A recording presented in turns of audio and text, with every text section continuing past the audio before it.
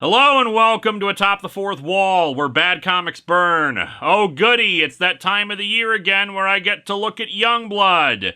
And we're still doing Youngblood's Strikefile. Just listen to how excited I am to be doing this again, especially knowing that there are still 5 more issues of Strikefile after this one. But hey, at least this will be the last one focusing around Chapel, but let's recap what happened the last time we looked at it. Chapel, skull-faced asshole and womanizer of Youngblood, was attacked in his apartment by war dogs dispatched by one of his old enemies, Geiger, who informs him that Chapel's old boss Jason Wynn hired the villain to assassinate him. Wynn has grown too powerful, and Geiger encourages Chapel to go and kill Wynn to prevent him from gaining any more power. Chapel responds by shooting Geiger. You know, with how often Chapel shoots his guns in this series, isn't it weird that he doesn't have an absurd amount of storage pouches on him here? Speaking of all the bullets, that brings us over to the other story of Strikefile, Die Hard trying to recover his Golden Age friend Super Patriot from an evil corporation, pardon my redundancy, a corporation, that plans to turn him into some kind of living weapon for them, because all businesses need cyborg minions at their disposal. Just you wait, Amazon workers are finally gonna unionize, and then the higher-ups are gonna unleash cyborg zombies on them. Unfortunately, Die Hard discovers too late that Super Patriot has been converted into a guy whose arms are now just multiple gun barrels. Bloodgun wishes he had something that stupid going for him. Anyway, we ended with Super Patriot about to drop a boulder on Die Hard that he was somehow able to lift despite not having opposable digits. I just imagine it like the worst case of someone trying and failing to use chopsticks ever. Let's dig into Youngblood Strikefile number 3 and see how much worse this can get. Welcome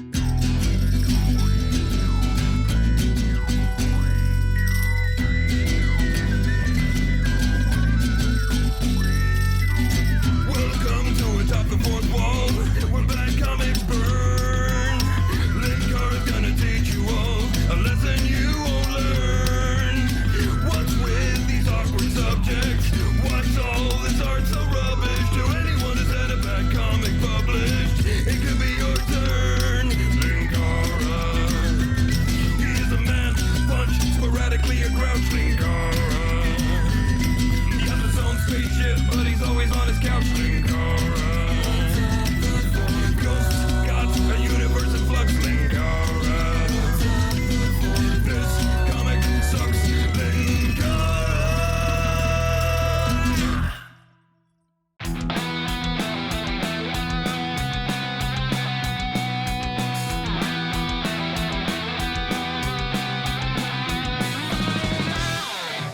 The first cover is blah. Even ignoring the over-muscling, the angle they're drawing Chapel in this spot makes it look like his head is falling into the rest of his body, or he has no neck. It's just his face sunken into his torso. I'll give credit that the hand looks good, but one well-drawn bit does not make up for how ridiculously bad the rest of it is. Does this bug you? I'm not touching you. You know, for a character whose superpower is, has a painted face and shoots guns, all 3 of these Strikefile covers of him show him using goofy bladed weapons. And I can't even recall if Chapel ever used a frickin' knife at any point in Youngblood so far. We open in a flashback to Chapel's past, where a group of scientists are injecting him with some kind of super soldier serum. Naturally, this requires him to sit in a chair with hundreds of wires and cables attached to it, despite those wires and cables not seeming to do anything, along with restraining his legs. Of course! Don't you know anything about science? He wishes the procedure would be quicker. I ain't complaining. Whatever you guys are shooting me up with, it makes me feel better than I've felt in my entire life. So when do we tell him we've just been injecting him with Mountain Dew Baja Blast? Of course, if you'll recall the previous issue and Youngblood number 10, we know what they're really injecting him with. The AIDS virus. And unfortunately, this issue is gonna make that already wince-inducing revelation even worse, but we'll get to that. And thus he gets his injection. There you are, Mr. Stinson. One more step towards becoming the finest operative the agency has ever had. Bigger, stronger, more agile than all the others. And if there was one thing that Youngblood needed more of, it was bigger guys. Also, we get this close-up of his face to further confirm how in the eyes of artist Jay Lee, the teeth on Chapel's face are real and not makeup like it's supposed to be. I know it seems like an odd thing to harp on when it could just be seen as artistic license, but even if Chapel has things like super strength or whatnot in his power set from these injections, why does it give him a monster face that he can shapeshift out of or whatever? Anyway, after he leaves the lab room, we see Al Simmons, the future Spawn, waiting for him outside. Chapel wonders if he's interested in getting the same injections he is. Not a chance, buddy. I'm strictly a Code Red guy. Wanda and I are still trying to have a baby. The last thing I need is for Wynn's techno geeks to fill me up with God knows what kind of chemicals. This is really irritating because of course I know in the context of the story the injections are up to no good, but living in the era we do now, I keep wanting to make anti-vaxxer jokes about this attitude. Chapel says he doesn't care what's in the injections as long as they keep producing the same results. I mean, look at me, Al. Have you ever seen a more perfect specimen? Just because I never fought a balloon animal before. Al is worried about what Wynn has planned for them, saying he's been acting strangely ever since they were ordered to kill the true perfect specimen, the third member of their group, and an angel among men, Duke. We cut to the present, where Chapel rambles to himself that indeed Wynn had fooled him and he's going after him tonight. And by tonight, he means an hour later, as he breaks into Wynn's house? Base? I don't know. It has an electric fence and a bunch of guard dogs. Shockingly, Chapel is finally using knives, though ironically, the brief suit-up montage we saw before only showed him gathering a few guns, as well as putting on what can only charitably be described as a shirt. But yeah, he bursts into Wynn's office. Oh yeah! No need to shout, Chapel. I'm right here. And you're late. I was expecting you hours ago. I mean, you said tonight, but it's like 5 a.m. now. What the hell happened? Wynn says he knows about what Geiger told Chapel and knows that he's here to kill him. However, Wynn informs him that the injections that were given to him were an insurance policy against him causing problems later. Now, you expect this revelation now to be how he was deliberately infected with AIDS, and you'd be correct.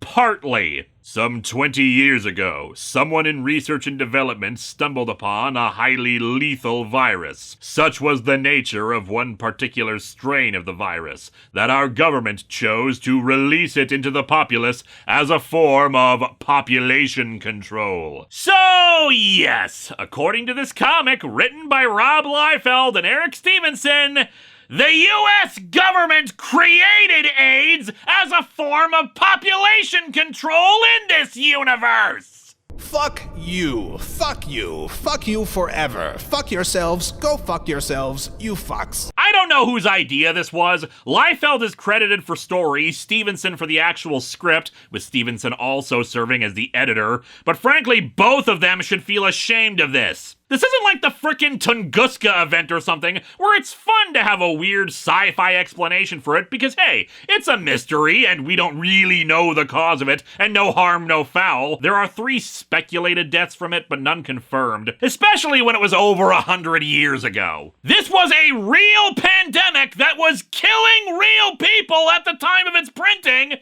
they made it part of the backstory to their little garbage side series that it was actually a plot by the government for a nonsense population control conspiracy! Last week, I reviewed a comic containing cannibalism, decapitation, and an ongoing storyline where it's frequently joked that the main character might have to eat poop.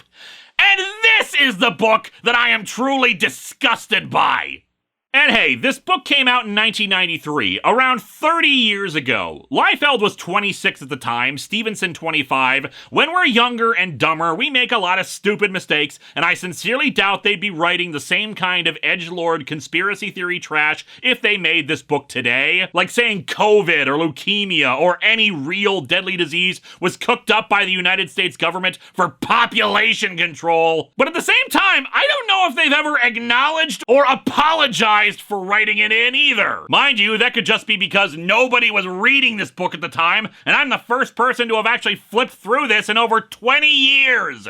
I'm not kidding! I tried to find out if anyone else talked about this, and while there are occasional summaries of this issue, they never mention the AIDS was an invention of the US government thing, only that Chapel was infected. I finally found a single blog from 2011 that brought it up, but pretty much just brushed it off, admitting that if you ignore the US/AIDS stuff, the story's not half bad. No accounting for personal taste, but why would you ignore that? That's one of the big reasons why this thing is awful. Oh, also, that review was the last thing they posted on their blog. Is that why nobody talks about this? Am I gonna get a secret hit squad put on me for mentioning it? But yeah, as always, no harassment or anything for the two creators, but I really wish there would be some kind of acknowledgement of this from them and recognizing, oh god, yeah, what was I thinking? This is awful. Then again, Liefeld himself is probably more concerned with the fact that he doesn't own Youngblood anymore, but that's a whole other story. Anyway, Chapel doesn't believe that he's been infected with the virus, but Wynn says it doesn't matter if he does or not. He won't find any evidence of him being deliberately infected, but he's already informed Youngblood of him having it,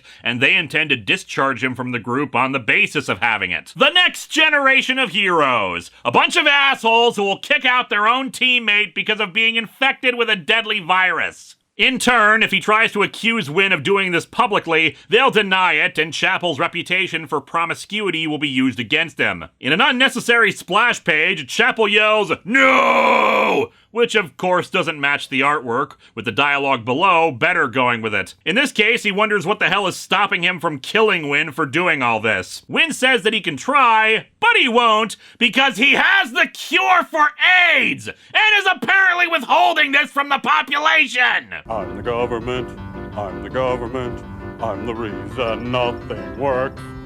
And so our story ends with Wynn stating, "Yeah, I'll give you the cure if you come work for me again." And Chapel is left standing there holding guns.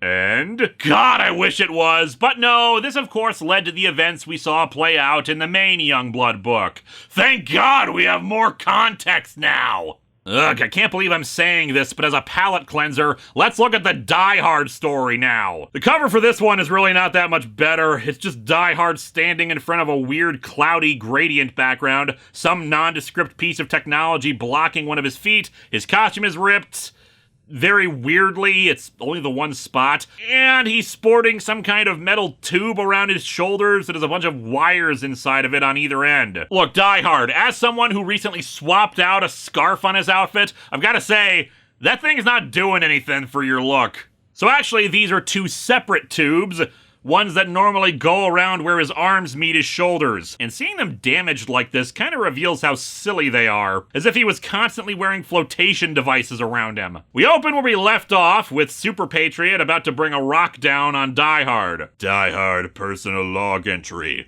Time 2:05. Need to wrap this up. Was planning on watching the late night movie on USA at 2:30. Fortunately for Die Hard, his not Captain America shield at all decided to remember that it existed and ricochets back to hit Super Patriot before he can bring the rock down. I checked back in issue 2 to see if there was any indication that the shield was around. And yeah, not really. He tossed the thing at Super Patriot's stomach 3 pages before the end, and then it vanished after some more fighting. Maybe this shadow on the last page is supposed to be it, but man, that thing has been bouncing around for quite a while before it suddenly decides to hit him, and there is not a lot of room behind Super Patriot for it to do that based on that page as well. Space is warped and time is bendable. Also, as you can see here in this totally necessary 2-page spread, which of course there are a lot of in the Die Hard side of things because lazy, this situation is very serious. Just look at all those pink bubbles around the shield. Too much pink energy is dangerous. The distraction allows Die Hard to attack Super Patriot in another 2-page spread. The Sucker Punch! That's your elbow, Die Hard. 2-page spread that needs to be turned on its side follows, which features an actual punch, I think. I mean, it's weird that the fist actually kind of looks like it missed, since there isn't an action line or blurring anything, just kind of resting on Super Patriot's neck. See, that's one of the many things about Liefeld's art that's irritating. It's not only that he only draws action, it's that he draws that action so badly. Big, high-intensity moves all the time are bad and doesn't make for good fight choreography in a comic, but hey, there is something to be said for why someone would choose to do it. And then he can't even portray it correctly, so it just looks like the punch isn't hitting properly. But yeah, he finally succeeds in knocking out Super Patriot. Unfortunately, we weren't out of the woods yet. I still had to make it out of cyber data intact. Next page, he makes it out of cyber data intact. Wow, they held the tension for a full second. It was such an effortless escape that Die Hard points out to Shaft that it was an effortless escape. They're talking to this guy, Kirby maybe? I have no idea who he is and they don't name him, about how Super Patriot's now in their care and they're helping him. Shaft and Die Hard seem unconvinced of this, but he further explains that their theory is that Cyber Data realized that they were done for and just opted to switch Super Patriot off and let them escape rather than risk anything else in a futile effort to stop them. I suppose the old adage, if I can't have one, neither can you, applies here. Nah, it just turns out to be planned obsolescence. You need to buy the new Super Patriot model now. They enter into the area where he's being kept, in another 2-page spread turned on its side because screw you, audience, strung up by the arms in a very uncomfortable looking pose, and reminding us of his star-spangled codpiece. And we actually get a legitimately good character moment for Die Hard here. As I gaze upon Super Patriot hanging lifeless before me, I can't help but feel vulnerable. This could just as easily be me up there. When will my time come? When will some suit somewhere decide it's time to pull the plug? A reminder that Die Hard is himself a robot. Or a cyborg. They still haven't actually stated out loud in any of these books what his deal is, but it's a poignant reminder that he is at the whims of the government, who may decide to use him the same way. I don't know if it goes anywhere, because anytime there's a good idea in a Liefeld book, it very quickly evaporates, but still, kudos when it's there. Glory, the one who got them started on this whole thing, is grateful for the recovery, even though she admits she's not optimistic about their claims that they're working to restore him to normal. And so our comic ends with the declaration that Super Patriot will be returning soon, but under Eric Larson's pen. You know, the person who wrote that blog post is right. This thing's not half bad.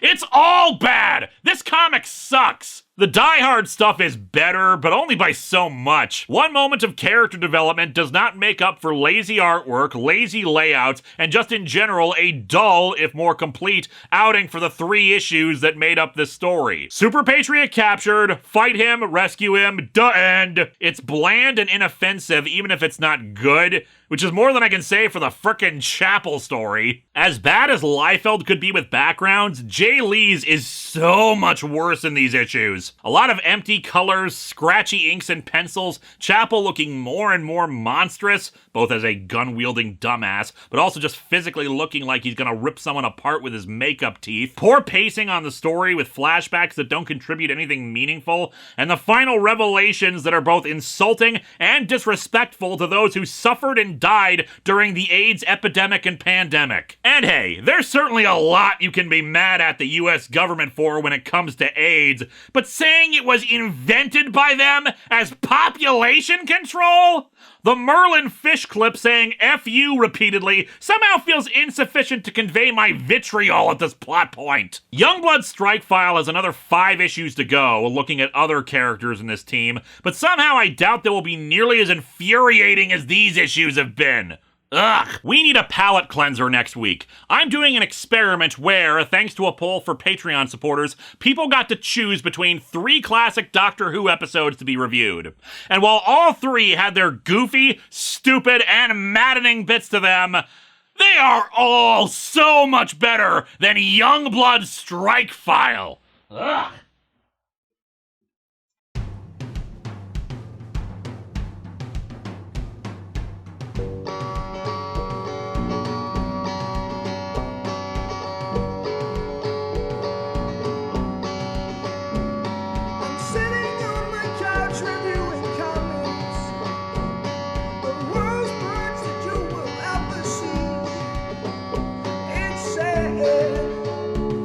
That comic books are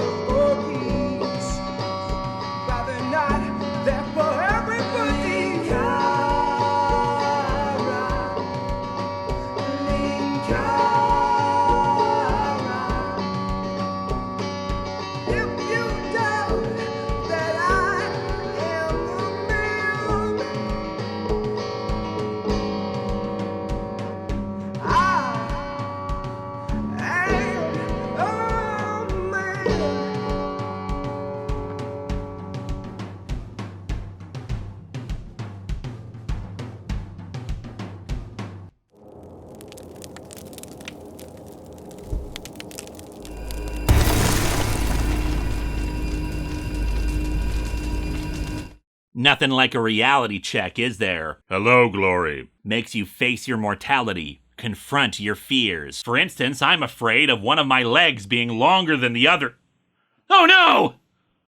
Hello, my friends. Please take a moment to like this video, subscribe to the channel, and click the bell for notifications on new video releases. If you'd like to support future videos, you can check out my Patreon or purchase a t-shirt via Teespring or Shark Robot. Thanks for watching!